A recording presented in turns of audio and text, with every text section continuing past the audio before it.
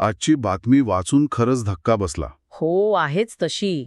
म्हणजे बघा, एकीकडे आपण 6G आणि AIच्या वगैरे गोष्टी करतोय बरोबर.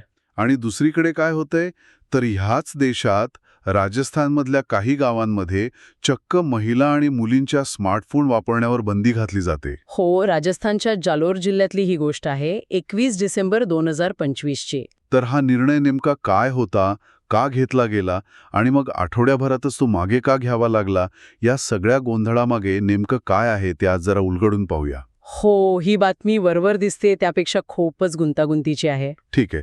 तर सुरुवातीला हे सांगा की ही बंदी नेमकी होती तरी कशी? म्हणजे फोन वापरायला पूर्णपणे मनाई होती का? नाही, पूर्णपणे नाही म्हणता येणार, पण बरीच कठोर होती. त्यांच्या आदेशानुसार अविवाहित मुली आणि सुना. अच्छा, फक्त अविवाहित मुली आणि सुना. हो, त्यांना फक्त साधे कीपॅडवाले फोन वापरायची परवानगी होती. म्हणजे ते बटनांचे फोन ज्यावर इंटरनेट वगैरे नसतं. अगदी तेच. इंटरनेट आणि कॅमेरा असलेले स्मार्टफोन वापरायला बंदी. अरे बापरे. आणि इतकंच नाही, कोणत्याही सामाजिक कार्यक्रमात म्हणजे लग्न असो किंवा शेजारी-पाजारी जातानाही मोबाईल घरी ठेवून जायला सांगितलं होतं. आश्चर्य आहे. पण पंचायतीने याचं अधिकृत कारण काय दिलं? असा निर्णय घेण्यामागे त्यांचा हेतू काय होता म्हणे? आणि इथेच तर खरी गंमत आहे. पंचायतीच्या मते हा निर्णय मुलांच्या भल्यासाठी होता. मुलांच्या भल्यासाठी? हो. त्यांचं म्हणणं होतं की अनेक महिलांनीच तक्रार केली की मुलं शाळेतून आल्यावर जेवत नाहीत, अभ्यास करत नाहीत आणि फक्त मोबाईलवर व्हिडिओ बघत बसतात.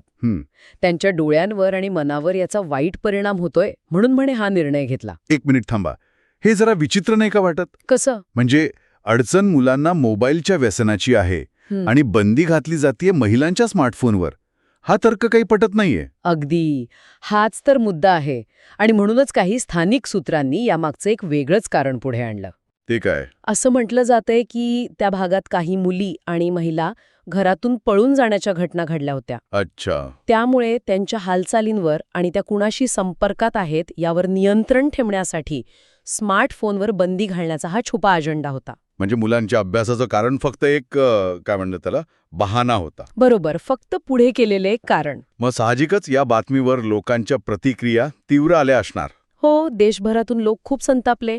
अनेकांनी याला महिलांच्या स्वातंत्र्यावर आणि त्यांच्या डिजिटल हक्कांवर केलेला हल्ला म्हटलं. व्हायचीच टीका. याला खाप पंचायतींची महिलांच्या स्वातंत्र्याबद्दलची भीती असंही म्हटलं गेलं.